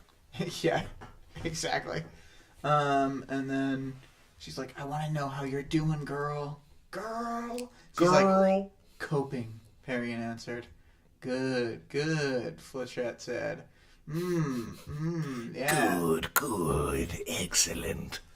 Look, I'm here if you need anything. If you need anything. Yeah. Yeah? Are they giving you trouble? They giving you trouble? No.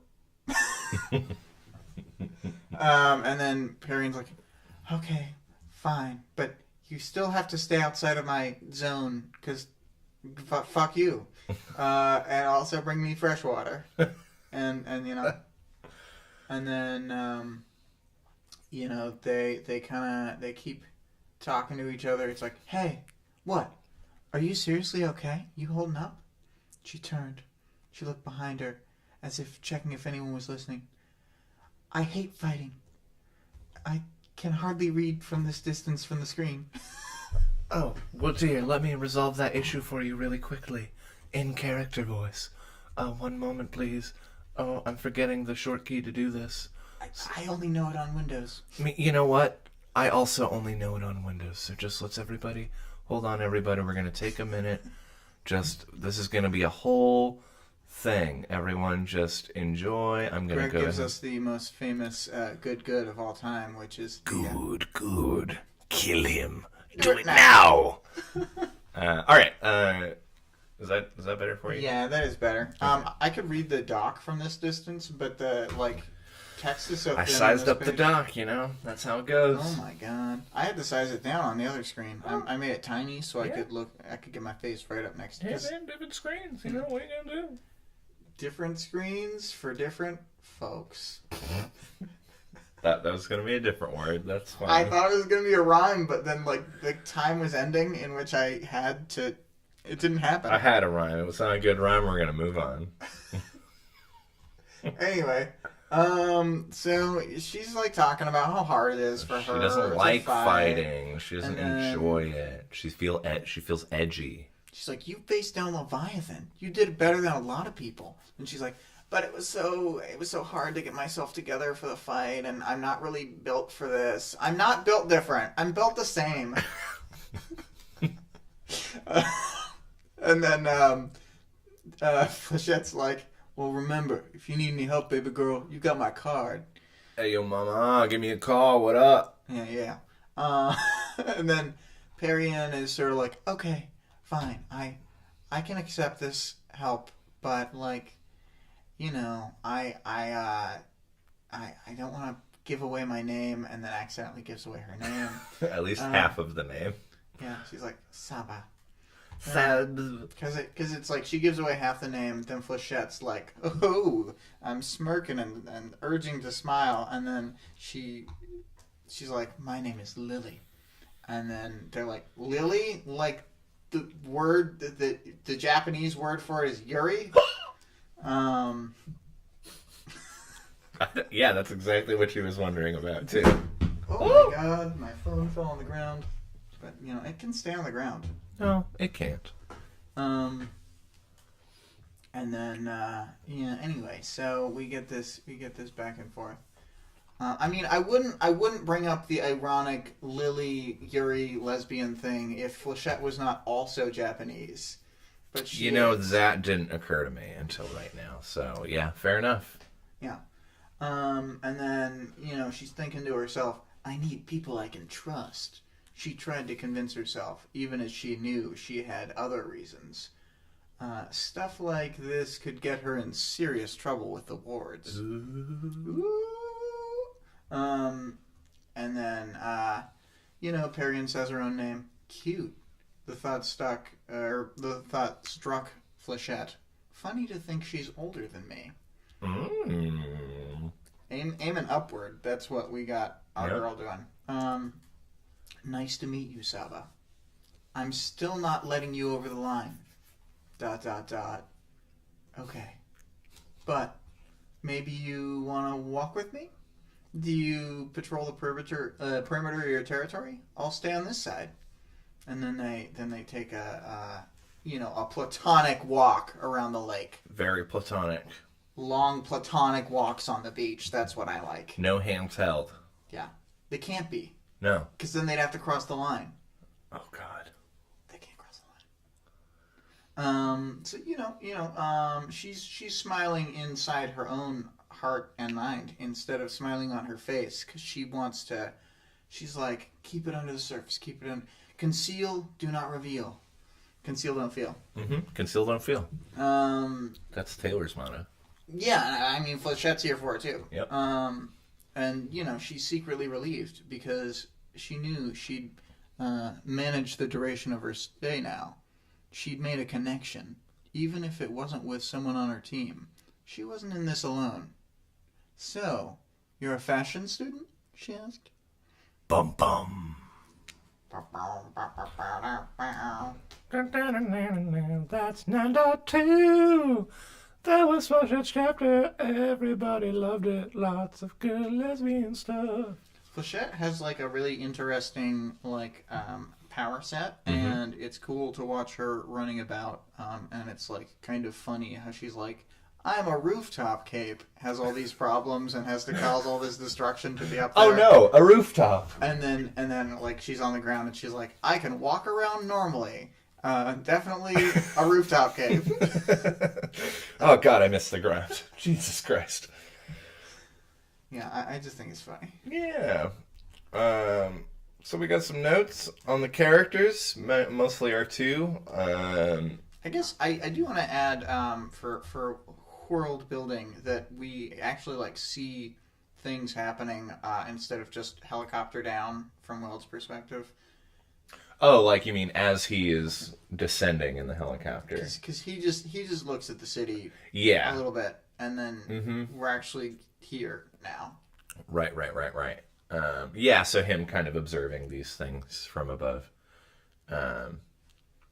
Yeah. So these chapters, and I assume it's the way with the rest of Arc 9, they all kind of weave into each other in that way.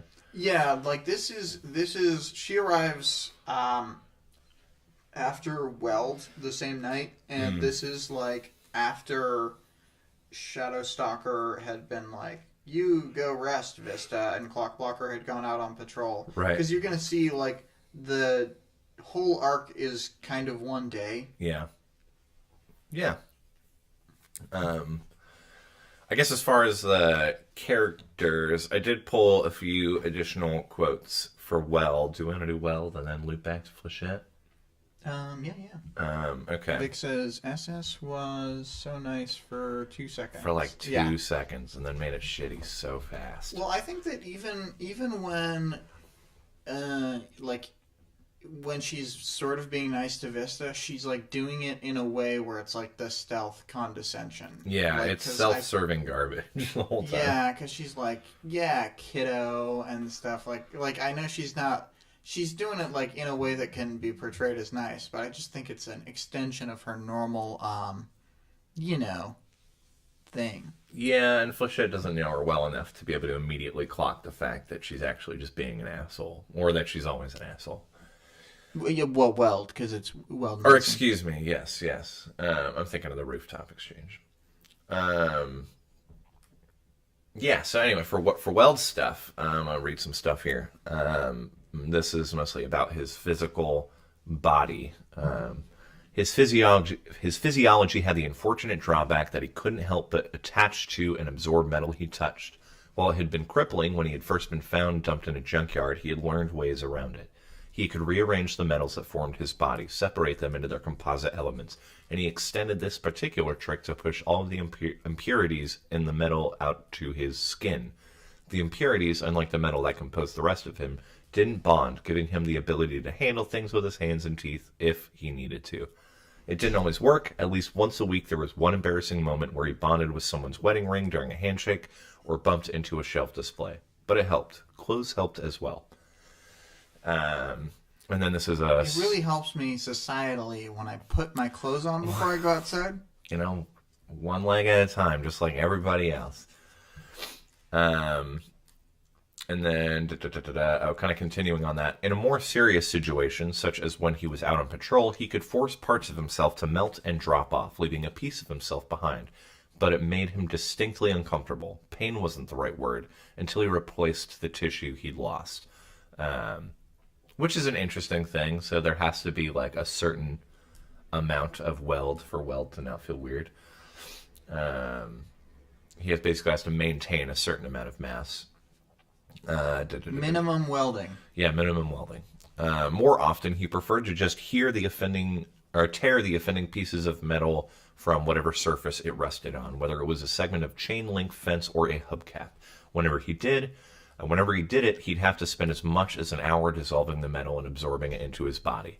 Either way, there were only emergency measures. Which wasn't to say he was weak. Being made of materials and alloys as strong or stronger than steel from head to toe made him practically untouchable in a fight. In addition, his biology fell into some optimal middle ground between organic and inorganic. For those whose powers affected only living things, he counted as inorganic. The opposite was also true. Which, as you were kind of saying earlier, kind of makes, well, pretty fucking OP. Kind of a badass. Kind of a badass. Yeah. I think he's pretty cool. On a scale of 1 to cool. Weld? 1 to weld. Weld to cool? It's probably, well, I mean, on weld to cool, he's weld. But yeah. On 1 to cool, he's cool. Yeah. And the opposite is also true. Yes. Yeah, here we can dip back up to... any other notes on Weld we want to talk about? Well, I feel like in the characters section, we should talk about his personality. Yeah. I mean, we kind of covered, I think, the majority of it, but overall, he seems like a very level-headed, thoughtful, intelligent dude. He's like socially not the smartest person per se, but he's good at like the politics style maneuvering that like Pagot was doing, even though he's bad at like the interpersonal style thing that. You see what I'm saying? So he's like good. He's good in the boardroom, not in the bedroom. Ayo, for lots of reasons. Yeah, no, I think that's a pretty good way to sum him up. Like even when trying to give a poorly timed speech, he was at least sort of going into it with like trying to be like, oh, we're going to make this a positive experience for these people. I need to learn on them as much as I can. And he just happened to have that interaction far before he could do any of the prep work I actually think he would have done, including learning the names of the people he replaced. But, doesn't get that opportunity. What we do kind of see is that when he's, I don't know, backed into a social corner, he sort of shuts down a little bit. Like, he kind of just seemed to, at a certain point in the chaos, like, go quiet and just let them say what they were going to say, which probably was the right call in a situation like that. I don't think, like, shouting over people to be like, I'm not actually a dick, would have done much good in a situation like that. Yeah, no, that wouldn't have worked out. Yeah. I did like to see, he's a guy who will openly stand by his morals, like just his defense of Armstrong, and I imagine he would do that similarly with anyone he had a close bond to, of just being like, hey, I hear you don't like him, but also that's my fucking daddy, so stop. I think he would have called anyone his daddy who needed it in that moment. And defended them tooth and nail. Anyone could be Wilt's dad. Yeah. Literally anyone. He literally don't know, so please tell me if you know Wilt's dad. Yeah. Yeah. Call our hotline if you know Wilt's dad. That will also be in the description. Any other major Weld stuff? No, let's talk about Flechette. Yeah, let's talk about Flechette. I guess we could, not like a cape character, but there's also Pigot. We could briefly mention, I don't know, I feel like we leaned into Pigot quite a bit earlier. She has a really obnoxious voice, as this stream has dictated. The people distinctly don't like her. People don't like her. She's a bureaucrat, or at least is in this moment. And yeah, she basically exemplifies red tape, and no one likes that. And like if Will Smith was a cape, he'd be like, Pigots just don't understand. Yeah, he would be so right about this one thing. Yeah, that's pretty much it for Pigot. She definitely pops up. She will have a continuing role throughout the story for sure, but not quite in the major ways just yet. Greg says, I wonder if people would like her better if her name were Doggo. Absolutely. Like Pigo. That would literally change my entire perception of her character. But yeah, I have to see the word pig in front of, on the first half of her name every time I read it. And that's the thing that makes it bad. It's bad. So bad. Doggo would have been much more better. And then I would constantly be reading it as Doggett instead. Emily Doggett. So, for Flechette, I took some quotes from the thingy. Flechette saw how Shadowstalker's costume clung to her body. One of the surprisingly few people who could wear a skin-tight costume without armor pads or features to mask the minor physical imperfections and emphasize or suggest certain features. When Shadowstalker had disappeared from view, Flechette remembered that she was supposed to follow. She's literally like open mouth gaping at like a woman like, what? No, there's not even armor pads hiding this stuff. Oh my god. And next chapter we get Clockblocker doing much the same thing. Kidwin is the first one to not just be like, there's a girl in the room. They're all like, how old are they all? Ages ranging they're from all like teenagers, yeah. but it's just funny that like Kidwin just doesn't give a fuck about that. Yep. He don't give a shit.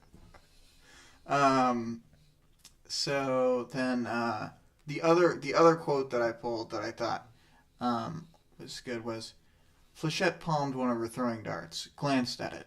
She'd been with the wards a year before she'd been given the arbalest and chain reel. Her darts had been her weapon of choice for a long time. Alongside a rapier, she eventually retired after too many fights using it had turned out badly. She hadn't had the heart to change her codename, even if it didn't quite apply anymore. Maybe when she graduated to the Protectorate. So yeah, she's like, I don't know, there's like a lot going on with her, I think, with her like wistfulness and unwillingness to change her previous name. Yeah. And she is looking for like an excuse to change it and to like change her image, but she doesn't know what that'll be. Like, in this case, she says maybe when she graduated to the Protectorate, but for her, that's like 2 years away or whatever, or maybe it's only 1 year, but it's still like it's a long kind time of a long to be. time. Yeah. Well, yeah, and like her personality definitely reads like someone who is just she's trying to like abide by the rules, so just to get through this bit, like doesn't want to. And I don't mean like abiding by the rules because they're rules necessarily, but like doesn't want to ruffle any feathers. Doesn't want to ruffle any feathers or anything like that. So it's like, even if it's something she really wants, it kind of seems like the harder thing to do. And just, I don't know. Yeah, she seems like a path of least resistance kind of person, generally speaking. We should probably talk about Shadow Stalker before we leave the characters section. We should, before that, I am curious, because she notes her using a rapier in past fights and how that went badly. I wonder if it went badly in the way that she fucked too many people up with a sword, or if she got owned too many times. I think the idea is that she has to hold back so much because she could auto kill like everybody. Right. She could just like swat them into like a big slit up they'd be like samurai slices, and then they slowly slide the pieces apart. Only so I imagine have like 30 cuts. She like maimed too many people or something like that. Well, what I was thinking is, because she can't go hard, if she's there not going hard, then she's like right next to them to get like super punched or whatever. Right, that makes sense. Have this super punch. Give her some range, basically, so she doesn't have to be up in people's business the whole time. Because I think the idea is, like, if she wanted to, she could just... I mean, when you have one of these mega powers, like Ballistic has to be like, look, I'm shooting over there before he shoots, so that people get out of the way. Right. Yeah, because you have to be just very cognizant of the people you could very easily murder. Yeah. Whenever you have a power that could splash somebody like right away. Yeah. You don't really have to be that careful with Gru's power, if I'm being honest. No, not really at all. I mean, like, you could cause a car accident, which is bad. That's not ideal, but he's a villain, so you know, what are you gonna do? Sexy villain. Goodbye. You wanted to talk about Shadow Stalker. Shadow Stalker, we see her personality in this 2 chapters, how she sort of like isn't trying to hide her crappy nature from her new teammates. She's just like open about it, like, you know, deal with it or whatever.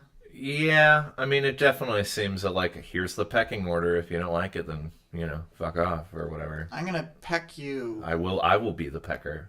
Well, that's a bad phrase, but, you know. Maybe she was. Maybe she was. Yeah, I mean, she's very much I play by my own rules type and doesn't really seem to care who sees. I mean, she takes only the most basic measures to cover herself in the situation where she knows she's about to get violent. She's like, well, we're going to wait till this person's actually committing a crime actively so I don't have to explain myself later. But it's all self-preservation kind of stuff in that regard. Mm-hmm. I guess that's all we have to really say. But, like, this is us seeing Shadow Stalker as we, like, for us having read the book a bunch of times, it's like, oh, of course it's Sophia, blah, blah. But, like, for a new reader, it's like seeing her in this new context as well for the first time through both the Weld chapter where she's kind of okay and the Lily chapter where she's, like, a real heinous. Real piece of work. Yeah, just the going back to smash the glass in that guy's throat was just like, she fucking okay. Like, it was literally just her, I don't know, wanting to express more of her anger or something. But yeah, because there's like a lot of situations where it can be like, okay, well, that person was fighting them, so whatever. But it's like he actively had just been tranquilized, so I don't know. It seems like he would be done. Right. Yeah. And then, you know, we can talk about Kid Win for a second. We get to learn that Kid Win is, you know, reasonably well prepared with knowledge about the local capes, like you would expect, and rather than Lily, who's like, why would you know about things? Well, why would you know about things? Because I'm trying to win. I'm the kid win. Yeah. I mean, and you just from saying them after Weld's little speech, you kind of get an idea of for their dynamic with each other to a degree. Like Clockblocker's like, why are you even here, bro? Right. Yeah, pretty much that. Well, more just in like, like Blocker feels comfortable delegating to Kid Win, and he's able to sort of go out and do his own thing without it. I don't know. He sort of assumes a leadership-ish role amongst that group enough to be like, I'm going to go do my thing. You guys handle your shit. And everyone's fine with that, and they seem to be cognizant of like the younger aged members, like, hey, Vista should get some rest and all that. I don't know, they seem like a pretty good matchup aside from Shadowstalker, like who everyone seems to be tiptoeing around, at least to some degree. Yeah. Just trying to think if there's any other major things, but I think that pretty much covers the bulk of it. Yeah, I think I want to move to the powers section now. Powers, knowledge, and world building. I just pulled a bunch of quotes for stuff that seemed like important-ish. Sure. So we have like, the bolt in her hand had a glass shaft filled with a fluid, a three-pronged head with a wider cross-shaped flare at the base to prevent it from stabbing too deep. Tinkermaid? Must be. Yeah, I mean, as far as like power knowledge and world building, that's an example of people, even without people's powers are made to appear much more powerful or inexhaustible via Tinkermaid stuff. I mean, it also makes a lot of people, in Shadowstalker's case, like less deadly all the time, and probably Flechette's case as well, right? Flechette, maybe not so much. Less so. She just has to aim real good. Yeah. Okay. Fair enough. But like, the reason I had pulled that out specifically was because this chapter is just full of gadgets. They got the handcuffs. They've got the fancy bolts. They've got the super chain. Tinker chain make thing. Yeah, the duplicating chain thing. Yeah. Which has like a fusion power pack or whatever the hell. Yep. Just dope. So there's, I pulled out a couple things about that, but which you can only imagine just by these couple of examples, that there's like a lot of unspoken. Well, yeah, and even Weld going into the PRT headquarters notes like everything he's experiencing there. Like the elevator, I think, is just like super, super silent, even though a helicopter's right outside. And he's like, oh yeah, this has got to be Tinkermaid.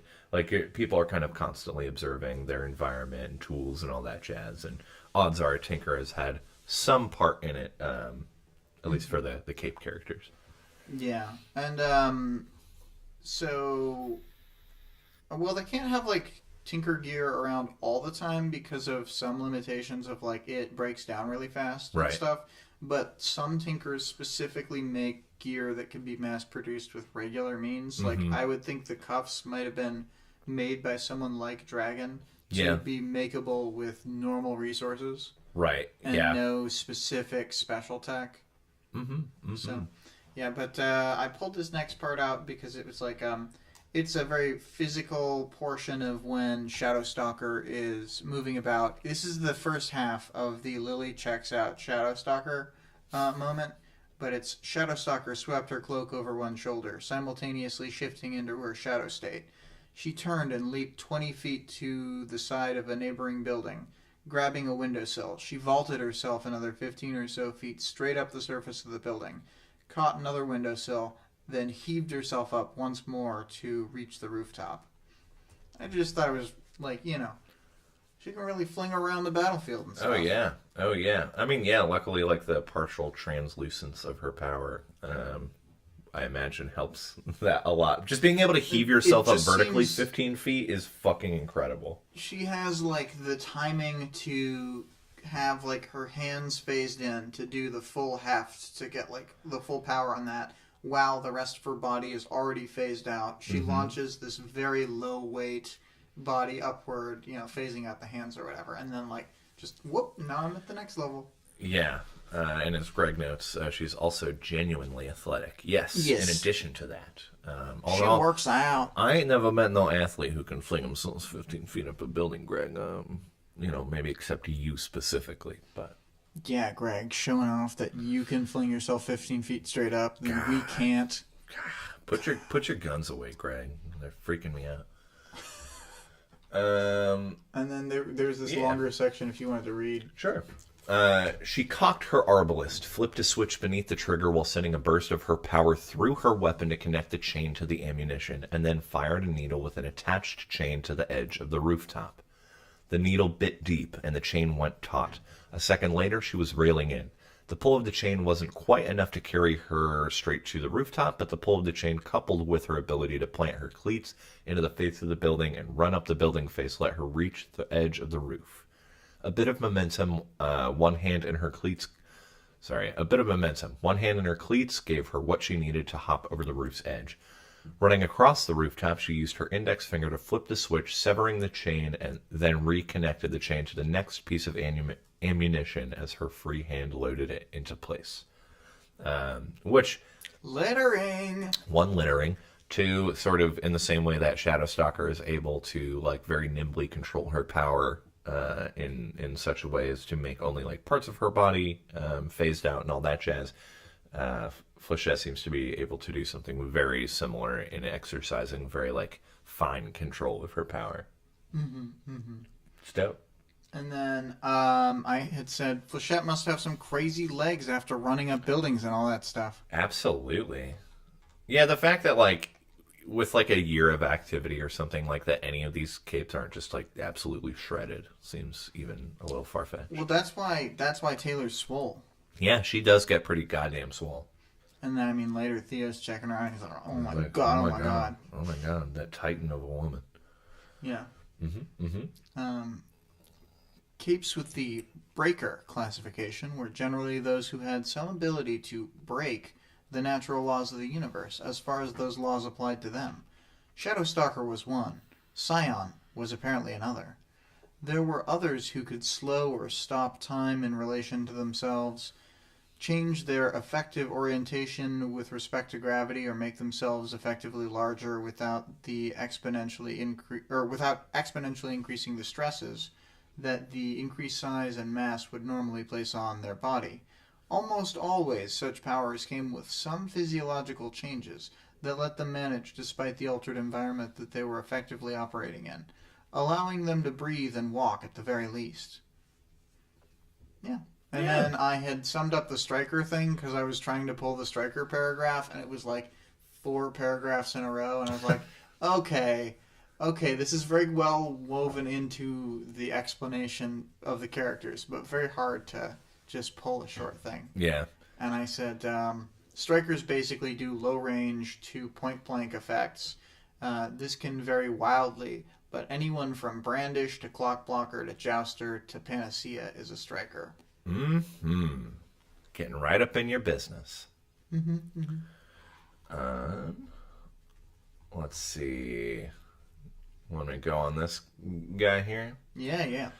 She infused the 3-foot length of sharpened metal that was mounted in her arbalist with her power. The more power there was in it, the less it was affected by the natural laws of the universe.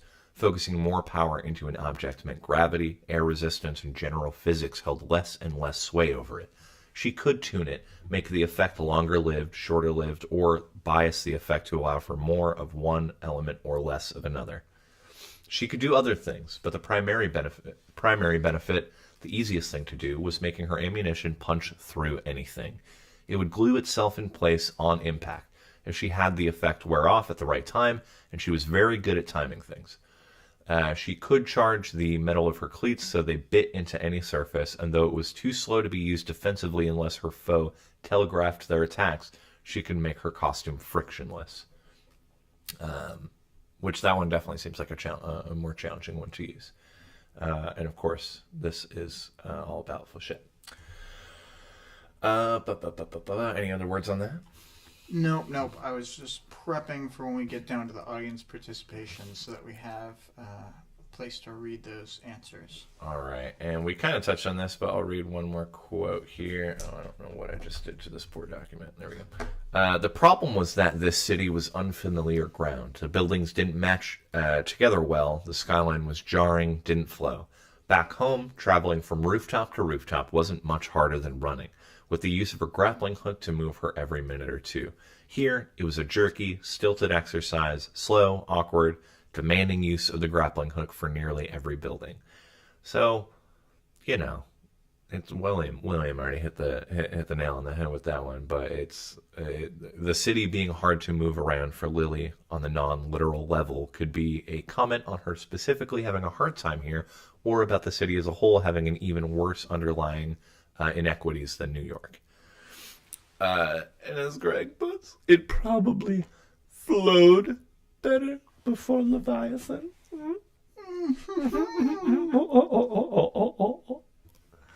Yes. Good joke. Good joke. Very good. Well done.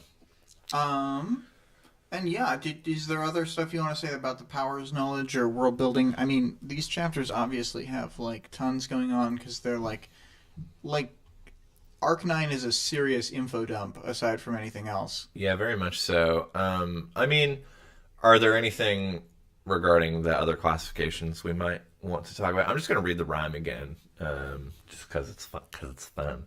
Mover, shaker, brute and breaker, master, tinker, blaster and thinker, striker, changer, trump and stranger. In terms of, were there any other major notes about any other classifications in these? I don't. No, I mean they like put numbers to some of the characters.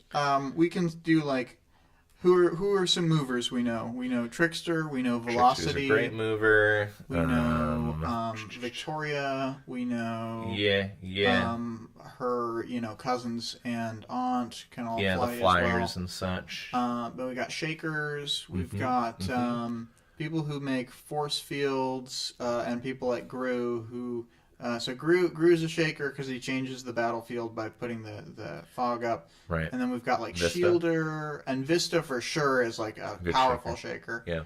Shadowstalker is a mover. That's true. Yep. She uses the breaker form to be a mover. Brute. We got Weld. Victoria in a fashion. We've definitely got Weld. We've seen Alexandria. Is Bitch also? Isn't she also categorized as a brute, or is it something else? Well, I dogs I know are basically brutes. When she's a master, but her dogs are brutes. Okay. So it's like her minions are right. the brutes. And then that also applies to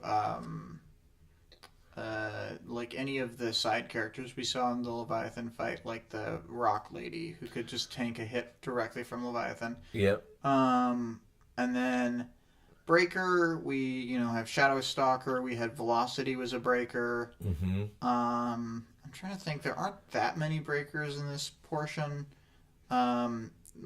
Legend's power has a defensive breaker thing where when he goes faster, he becomes a laser basically, and so when he gets hit, he becomes a laser to defend himself. Fog is a breaker. Well, I don't know. I guess Fog is like a breaker and changer. Mm. Let's see here. We got Master. We got a bunch of them. There's Taylor. Yep. Rachel. Alec. Genesis. Yeah. Is a projection, but also would be considered like a master. Yeah. What is it? Nilbog? Yeah, I don't think we've seen enough Nilbog. No. I'm just trying to use ones that have been in the book so far. Yeah. I think that's enough, though, because, I mean, it's like all big characters. Yeah. Tinker, they spend a lot of time talking about Tinkers. This is pretty straightforward. You got Arms Master, of course, classic. And, like, Kidwin and Dragon. Yeah. Then we got Blaster. You've got, of course, the Dallins who shoot lasers. You got Legend. You got anyone with a reliable ranged attack. Yeah. And that's a lot of people. Yes. Thinker. We got TT. Tattletale. We've got I would would say that Dragon and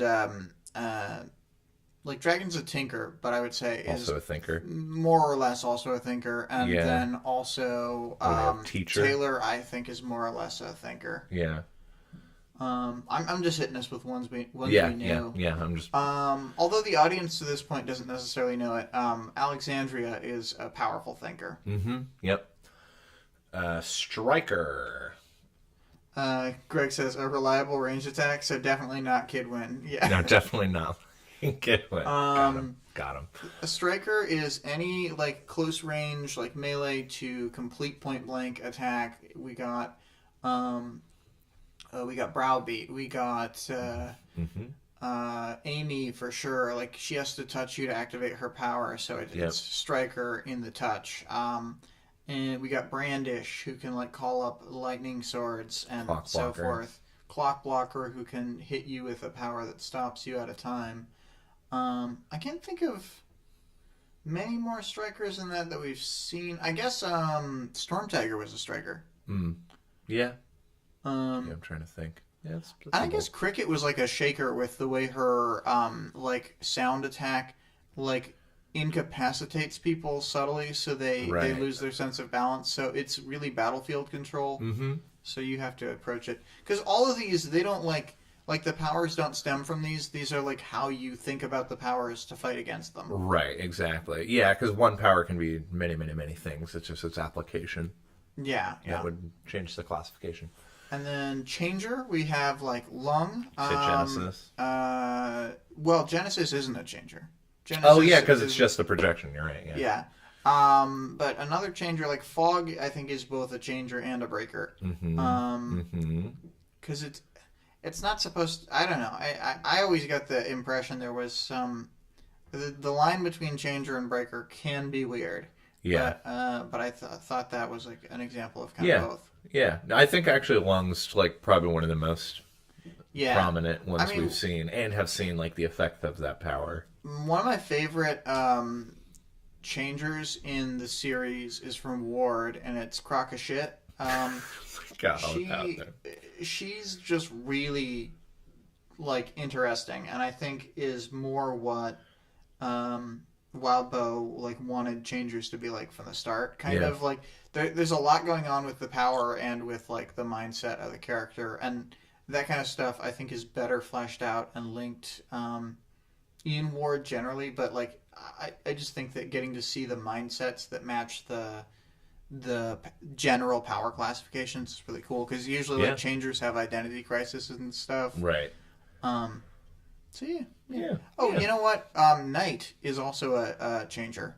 Oh yeah. That I don't think is really a breaker. Just a really powerful changer. Yeah. Trump. We've got Gru.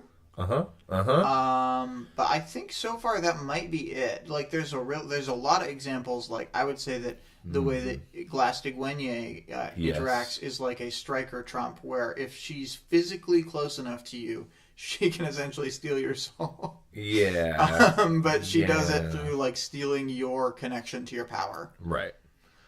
And Stranger. Stranger. One of our more prominent ones we haven't met just yet. Oh, yeah.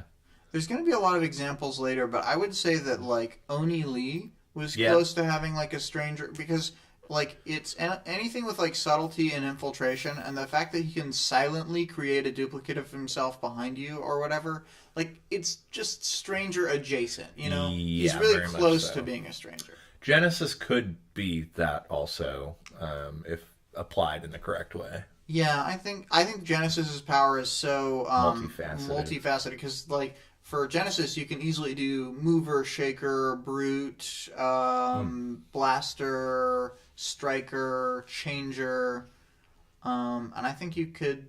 I don't know how much you could incorporate some of the other ones. Like obviously you can't make her into a Tinker. No. And I don't think she could get Thinker aspects, but she like just directly is a master already. Yeah. And as Greg notes, looked it up because I was curious. Their official classifications are that Fog is a Changer and Knight is a Breaker. Oh, okay. I guess I had it kind of backwards. Yeah. Weird. Yeah, there's a really great stranger who appears soon, who I don't want to talk about at length yet because it's, I think, a really interesting way. Greg says, I think she can get Thinker because enhanced senses fall into the Thinker category. Oh, that's true. That's yeah. true. We're talking Genesis on that, yeah. Yeah, I don't want to talk too much about the dope stranger that's coming soon, because the way they introduce that character, I think, lends to experiencing it as is.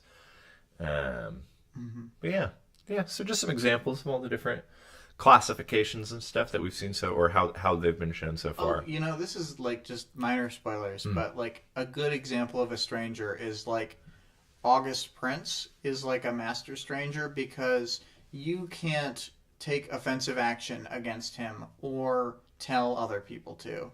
And it's like a master power because it's like overriding your impulses and intentions, but it's a stranger power because it's like has to do with the idea that like it's anything that can allow that like infiltration style thing, like the fact that you can't speak out against him or like anything like that is like a big aspect of the power, I think. Yeah, absolutely. Oh yeah, there's one person I want to talk about a lot, but we'll talk about it when the time is a little bit more right. But I mean, Coil's power is a very fucking interesting one. Oh well, it's been we did. I know talk it's about revealed, the but yeah, that's one that's sort of by nature of it. Yeah, I mean, I guess it is. It's a thinker power, but I could see saying it's a stranger power because the way that it works, only he knows that it's happening. So only he. I don't know. There's something like very. You can use it for so many stranger applications. Yeah, that where you like get information that people can't possibly know that you got because you literally didn't. Right. Yeah, kind of exactly that, and. Well, no. I was going to say it exemplifies some master capabilities by how it's used, but I think that's kind of a mislabeling there. But yeah, I mean, the way he uses it, I think he could totally use it as like, I don't know, you could be well. No, I'm kind of trying to think, and I guess really it is all the thinker aspects like, I think of it's it. basically It's just info gathering, and a little bit stranger. You could use it as a trump if you were so inclined.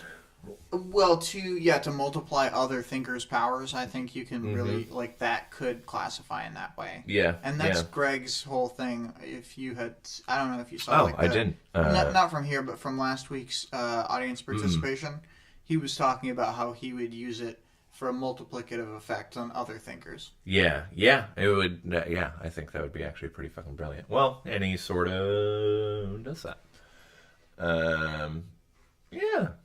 Anything else we got? Well, I wanted to hop down. Nothing for this little thing. I want to hop down to the audience participation section. Yes. Which we'll want to go on to. I've got Discord open here. Oh, yeah. So the questions were 9.1. What do you think of the classification system for the powers the PRT uses? And the sub-question, is Weld your boyfriend? And then 9.2, given all the gadgets we see Flechette use, what minor piece of equipment would you want from a Team Tinker? And had I properly put up the question, I think I would have maybe gotten some more answers from like 2 + 4 × 5 and also Vale, but I unfortunately waited until this morning because I forgot to post it. So we only have an answer from Vic and Greg, who are both in the stream. So Vic's answer, starting with 9.2's question, I want to be a tinker, I want a tinker to make me drug bombs to synergize with my powers, arm muscle thing. I launch grenades at people that go off to release hallucinogenics. Fucked up. And so Vic's power would have to do with like dreams, but also like hallucinations, and I'm not sure like all the like a details. Scarecrow but from Batman. I was going to make fun of Vic saying that you're just Scarecrow. Yeah, you're being Scarecrow a little bit. So as long as you don't like wear a big straw suit, I think you'd be okay though. Yeah. I mean, maybe lean into it. Maybe lean into it. Maybe wear the straw suit. Yeah. Maybe just, go on a search to a wizard for a brain. Yeah. Yeah. Maybe wear a paper bag for a mask. Whatever you like. Whatever sounds good for you. I just think that the Cillian Murphy version looks kind of like he has a paper bag over his head instead of like a good sack at one point, and it's just like one little frame where it. You know how in movies sometimes there's just one funny frame that ruins it for everyone. Well, I don't think most people caught this one because it's just like my stupid brain being like, does it look like he has a paper bag on his head? And then 9.1 question, Vic says, I think some of the classifications are really clear-cut and obvious, while others aren't. Tinkers and thinkers are obviously different from most of the other classifications, in my opinion. And yeah. They are pretty different. I think tinkers, thinkers, and masters are all pretty easy to like put in their place as far as what they are, but a lot of the other powers are just way more. Yeah, it's like what we were talking about, just application more than anything. Mm-hmm. Greg says the classification system is perfectly fits its purpose, telling a PRT team what preparations and tactics to use for a particular parahuman. It's not as useful for other purposes. Its biggest downside is that it is a taxonomical mess. Yep. It fails to be descriptive or determinative in detail. I don't know why academia uses it. Weld is literally made of boyfriend material. that's part of his... yeah. And then 2, Hoverpack is pretty sweet. Or if I have to be original, I'd like goggles that can seamlessly overlay different senses like heat or sound and seeing outlines through walls. Yeah, that'd be pretty cool. Dang neat.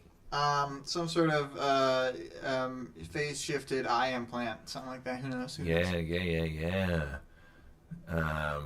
For my own tinker gear, really thinking about it, the only thing that really comes to mind is like I just want like a D&D bag of holding style situation in my pockets. I just want to be able to grab what the fuck ever from wherever all the time forever. Endless preparation right there, baby. I'm done. Yeah.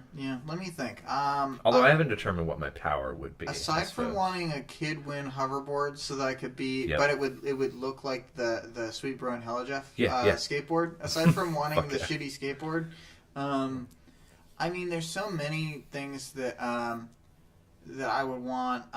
It depends if they're like a biological tinker. I'd want something to revitalize me, give me a little more pep and vim. And you know why? It's because with the original character, I'm just assuming that Vic's answer is based off the OCs that we've been using. But like mine, I get very emotionally drained after using my power. I'm like siphoning them into other people, so I'm just like I'm out. I'm no gas in the tank usually when I'm. So I want something to replenish a little med spike from not from just your like stairwares. Not like a stockpile of like sweet memes you can just look at and be like, oh, I feel so much better now. No, I think I just need some get up and go so I can leave the battlefield after I've applied my powers to somebody. Right. Okay, fair enough. I think those are some good answers. Oh, I mean, and Wild is my boyfriend. I think we spoke at length about the classification systems. I think Greg pretty much hit the nail on the head. They seem pretty good for the way we're using them, but for any actual person to be using them in that way, it seems like you could really spend, I don't know, a couple hours and come up with a better system.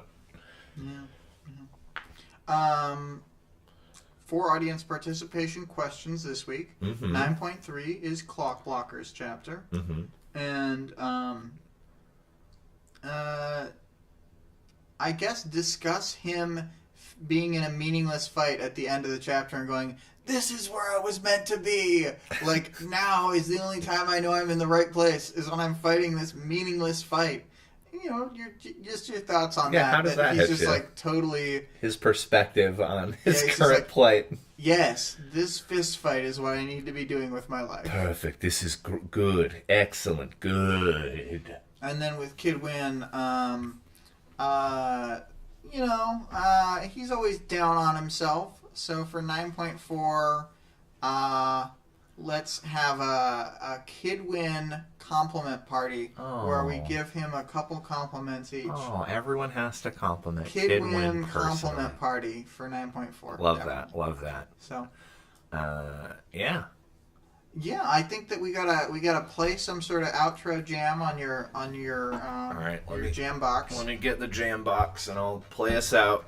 You've got the mouse there, so you can end show me things. where the ender is. So It's up on yonder here, behind there. Oh, we're gonna Yeah. end it with that because normally on OBS. Oh, you I can. see. Yep, you can do it there too. All right, here we go. Okay, so goodbye to anyone still here. If Greg or Vic is in the audience, goodbye. It's been very nice, as always. Thank you, everyone. Gonna read them links and talk about the stuff. The music used in this episode is David, by David. And our Discord can be found in the stream link as well as the channel description for the YouTube. The author of the work being discussed can be supported on Patreon at patreon.com/wildbow. The full text of the work is available for free online at parahumans.wordpress.com. There is also a fan-made audiobook of the entire work at audioworm.rain-online.org. Do you got anything you want to say in these this little moment? Thanks for having me, everybody. It's been a hoot. It's been a hoot. Parahumans.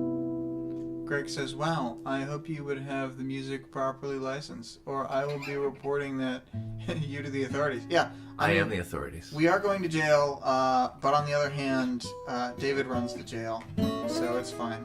I am the jail. Goodbye.